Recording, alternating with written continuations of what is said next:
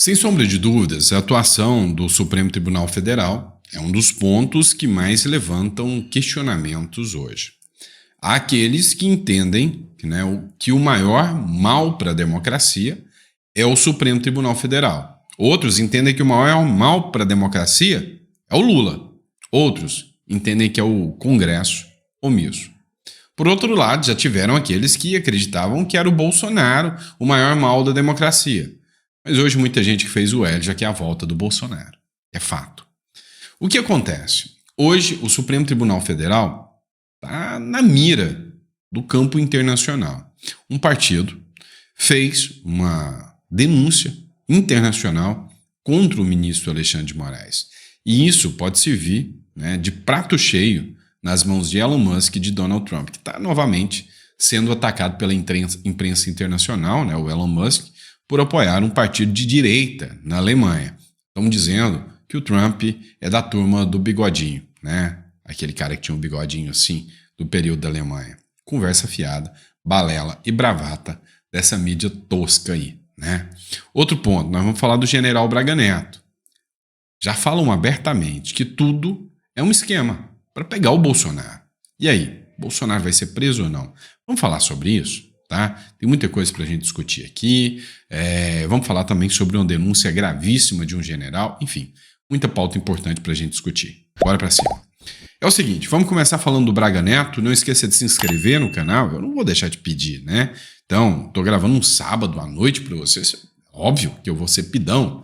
Então, não esqueça de pedir, de se inscrever, Não paga nada. E o download do livro Segredos Milionários dos Leilões está disponível para vocês, fechou? Vem comigo.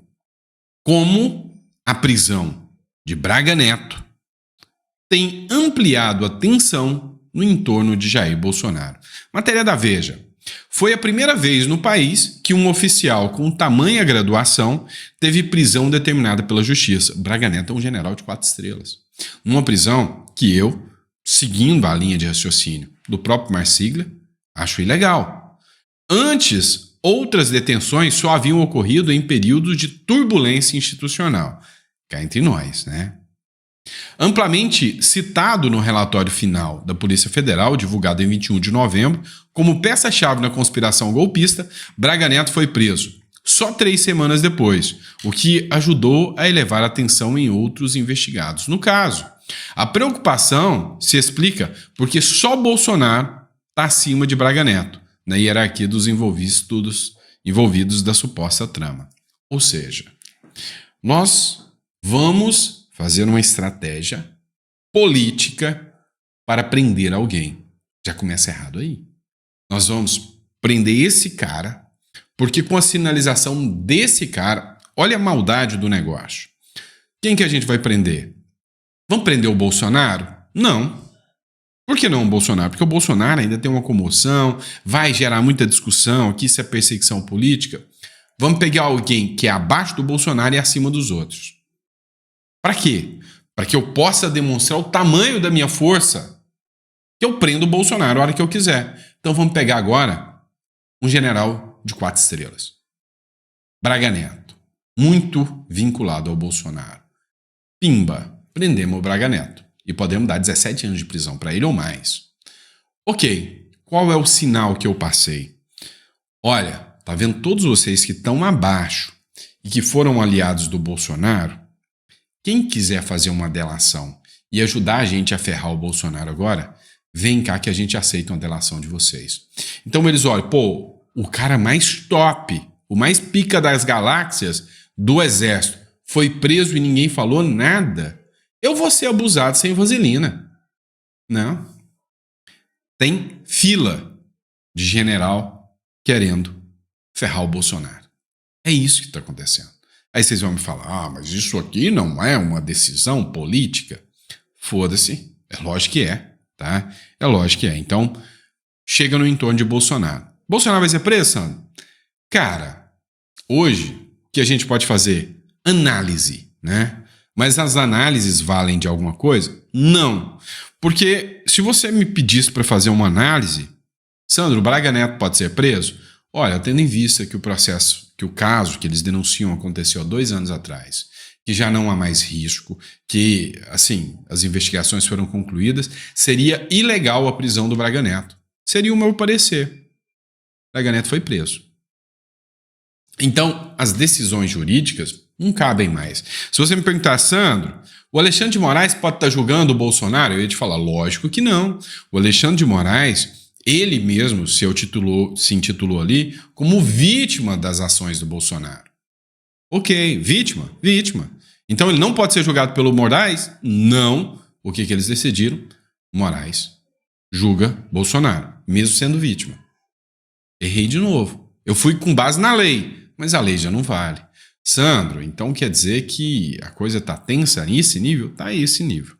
Se você me perguntasse, Sandro, Marcel Van Hatten subiu numa tribuna, tem a imunidade parlamentar e ele fez críticas a um delegado da polícia. Ele pode ser indiciado por isso? Eu ia falar, não, de forma alguma. Ele não pode ser indiciado. O artigo 53 da Constituição diz que parlamentares, deputados e senadores são imunes por suas palavras, quaisquer palavras, opiniões e votos. Então eu te diria, não, ele tem imunidade parlamentar. Marcel Van Hatten foi indiciado. Então tudo que eu faço previsão vai ao contrário. Se você me perguntar, Sandro, Bolsonaro deveria ser preso? De forma alguma. Ah, mas e no campo? Esquece direito. Agora vamos falar do campo político. Bolsonaro pode ser preso? Cara, qualquer um pode ser preso hoje em dia. Qualquer um. Basta o STF querer. E aí a grande questão é, politicamente, é interessante prender o Bolsonaro agora? Não. Bolsonaro já está acuado como um gatinho. O Bolsonaro viu o seu principal general e vice, candidato a vice, ex-ministro do Bolsonaro, sendo preso sem um A dos militares. Então o Bolsonaro já sabe que o dia que prenderem ele, ninguém vai falar nada. Só a oposição vai ficar brava ali, mas não vão fazer. Por que o STF hoje, e aí já é uma aposta política que eu faço, não prenderia Bolsonaro? Já não basta o tanto que está feio no campo internacional.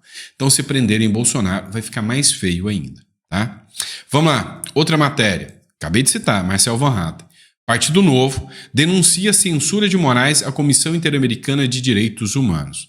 Parlamentares apontam que o bloqueio do X prejudicou partidos menores, impedindo comunicação com os eleitores durante as eleições municipais.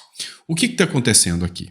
O Partido Novo está fazendo uma série de denúncias na Comissão Interamericana de Direitos Humanos contra o Brasil. Tá? Aqui falou que denunciou Moraes. Não é o Moraes que está sendo denunciado, é o Brasil, na Comissão Interamericana de Direitos Humanos. Lá no Tribunal Penal Internacional é que você denuncia pessoas. E mais cedo ou mais tarde vai chegar denúncias no Tribunal Penal Internacional contra o Alexandre de Moraes. Deixa estar. Vai chegar. Tá? Isso é inevitável. O que a Comissão Interamericana de Direitos Humanos pode fazer? Ela pode dar uma decisão contra o Brasil e nessa decisão falando, olha, realmente o Brasil vem violando direitos humanos, como o direito à ampla defesa, o contraditório, né, a liberdade de expressão, são direitos basilares de qualquer democracia, está sendo violado. Quem é o responsável? Não, aqui eu vou falar que o responsável é o Brasil. Então, a pessoa que foi violada pode pedir uma indenização, algo assim. Só que essa prova é uma chancela de que o Brasil realmente comete graves ilegalidades. Agora, descobrir quem? Ah, é o ministro do Supremo Alexandre de Moraes, é o Lula, é o Bolsonaro, é o Sandro. Tribunal Penal Internacional agora. Então, quais os poderes que o Sandro tem ou que o Moraes tem? Aí ele tem poder para isso e as ações foram essas. E eu já tenho um trânsito em julgado na Comissão Interamericana que mostra que foi o Brasil. Agora eu tenho que descobrir quem é. Tribunal Penal Internacional. E aí pode sair uma ordem de prisão. É comum isso acontecer? Não. Até hoje, porcaria do Maduro não tem uma condenação no Tribunal Penal Internacional que é totalmente left people, totalmente esquerda. Então, assim, não podemos ser hipócritas também, né? ONU, Comissão Interamericana de Direitos Humanos, todas essas, a gente sabe muito bem, né, que o buraco é mais embaixo. Vamos lá. Enquanto estão te inventando a balela de que, querem cortar gastos, olha o que o papai Lula faz. Pega dinheiro que ia para o BPC, pega dinheiro que ia para ajudar o povo e enfia nos deputados. Governo Lula paga 8,3 bilhões em 20 dias e dezembro vira o mês top 3, com mais emendas. O governo ou melhor, o Lula acelerou a distribuição de emendas e já atingiu a cifra de 8,28 bilhões pagos em dezembro. O mês se tornou o terceiro com mais indicações parlamentares desembolsadas nesse ano. O executivo ainda empenhou 3,28 bilhões em emendas no mês, ou seja, a ideia é aqui que vai sair quase 12 bilhões investidos para os deputados. Aí tem uma pergunta. Não tem uma ordem do Flávio Dino que não era para o Lula liberar isso? E o Lula foi lá e falou, dane-se você, eu vou liberar porque eu preciso aprovar as coisas, preciso comprar os caras. Aconteceu. Se fosse o Bolsonaro, que bomba que seria. Mas é o Lula. Então, assim, é o modus operandi desse governo, é ganhar mais, é te cobrar mais, é ter mais dinheiro para te pressionar cada vez mais. E aí nós temos a questão econômica, que a gente precisa criticar, né? Lula, que atacou a independência, matéria do Estadão, que atacou a independência do Banco Central, por 2 anos, diz que o Galípolo terá a maior autonomia da história. E aí o Rogério Marinho escreveu aqui, deve ser a tal independência relativa padrão PT. Deixa eu contar uma coisa para vocês. A fake news é tão grande que a foto já mostra o contrário. Eu tô falando do cara do Banco Central que é independente. O que ele tá fazendo de anúncio do lado do Lula? A foto já mostra o contrário. E nem sou eu que estou falando, é a Vera Magalhães, left people declarada, esquerdista, que declarou, não, o Lula falou que o Banco Central vai ter total autonomia, mas ele mesmo na foto ali, depois de 2 anos de ataques à autonomia do Banco Central, você acredita que ele vai fazer isso? Cara, acreditar que o Lula vai defender a autonomia do Banco Central é a mesma coisa que defender que o Fernandinho Beiramar vai fazer um programa de combate às drogas. E eu nem duvido que logo o Fernandinho Beiramar, se o governo Lula continuar aí, possa ser até o ministro da Justiça, né? Tem requisitos. Pois é, denúncia grave de um general. General, por que o dinheiro no governo some tanto? Por coisas como essa. E por que os generais gostam tanto do Lula? General alertou o Tribunal de Contas da União sobre fraudes em contratos milionários do Exército. Só nessa primeira matéria do Metrópolis mostra que uma fraude de 58 milhões para uniformes MR Confecções para fornecer. Olha só. O documento foi enviado ao TCU em um processo no qual o Exército conseguiu reverter uma decisão que restabelecia a contratação da empresa MR Confecções por 58 milhões para fornecer camas, mochilas, óculos e barracas, coldres e outros itens. 58 milhões, tá? Totalmente irregular. Totalmente irregular. Para por aí? Não. Exército cancela e suspende um contrato de 236 milhões suspeito de fraude. É outro. O caso foi revelado pelo Metrópolis há 1 ano e a participação das empresas se deu em licitações que chegam ao valor de 236 milhões. Espera aí. Então, agora talvez você esteja entendendo por que alguns comandantes generais gostam tanto do governo Lula, porque a bagunça corre solta. A coisa corre solta. Não, mas vamos lá.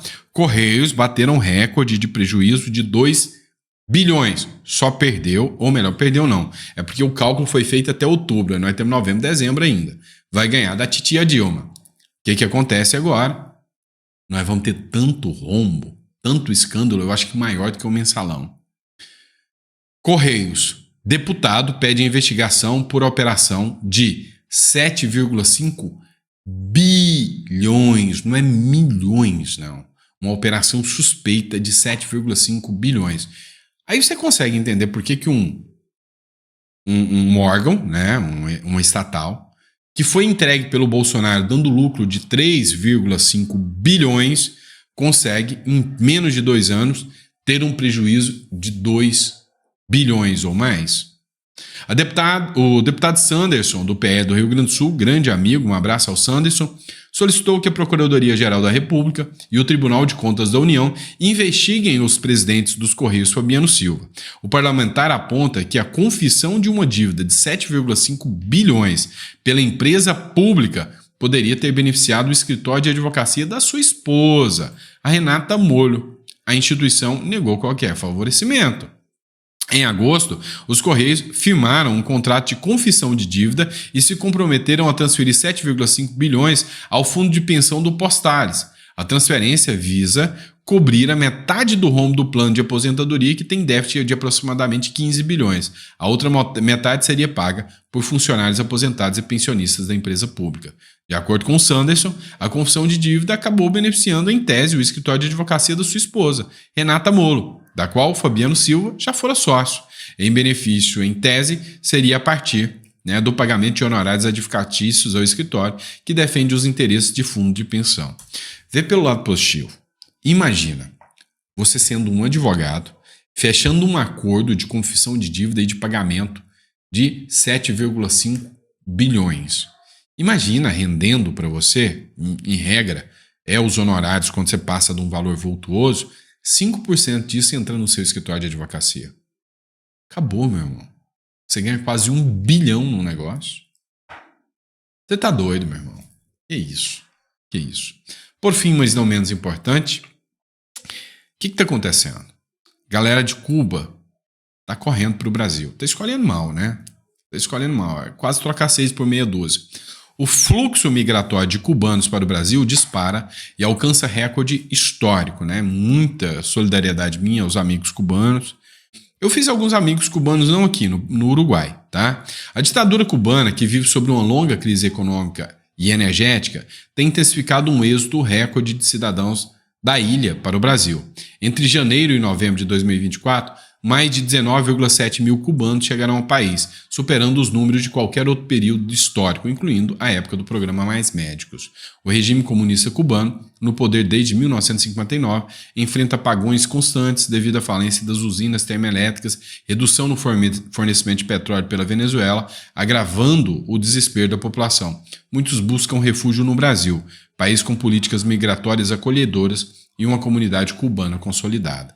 O crescimento expressivo nos pedidos de refúgio em 2024 foram 9,1 mil pedidos de refúgio cubano no Brasil. Até novembro, conta 3,1 em 2023 e apenas 7,6 em 2022. Novembro registrou um recorde mensal com 2.700 solicitações. Estamos fazendo o inverso. O que mais está tendo, né? E eu trabalho com isso, muitos clientes nossos estão me procurando para ter uma residência no Uruguai e não no Brasil. Por quê? Porque vai chegar uma hora que você vai ter que pedir refúgio, e o refúgio é muito mais difícil. Então, o momento de aproveitar, né, que você ainda tem liberdade para fazer isso, porque mais cedo ou mais tarde, o Uruguai pode acabar fechando as portas para os brasileiros. E você já estando lá, você já está garantido. Então, assim, hoje a gente sabe que o efeito deletério de uma esquerda radical é gigantesco. Sandra, então você culpa a esquerda? Cara, tem esquerda e esquerda. Tem países de esquerda que andam, mais ou menos. Não são trágicos. Mas bom nunca é. Mas andam mais ou menos. Agora tem países de esquerda, como o Brasil, Cuba, Venezuela, Nicarágua, que são trágicos. Aí, meu amigo, o risco é sem precedentes. Tá bom? Grande abraço, fica com Deus. Vejo vocês no próximo editorial. Tá bom? Grande abraço.